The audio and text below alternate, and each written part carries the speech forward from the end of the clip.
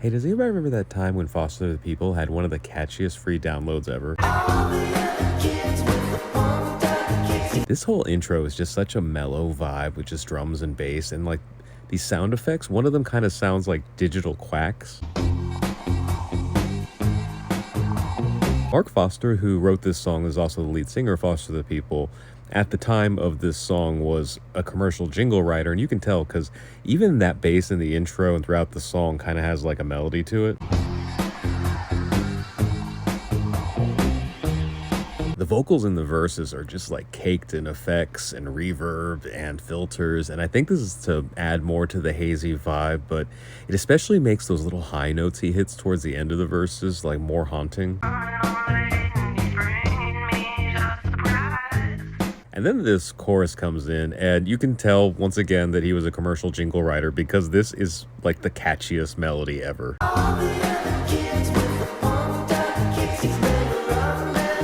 In fact, it was so catchy that a lot of us, me included, had no idea what the song was about until much later, and then we found out. We're like, holy cow, that got dark. And I've read some interviews from Mark Foster, and it's a little bit more nuanced than what we would think, but still much darker than you would think such like a catchy little jingle would be. Before they got popular, this song was a free download on their website, and I didn't personally download it, but I had some friends that did, and they're the ones that showed me, and it was so catchy that we all just got hooked on it. And the early 2010s was this whole era of like whistling being big in like popular music, and that was no exception with this song. They basically whistled through the entire chorus.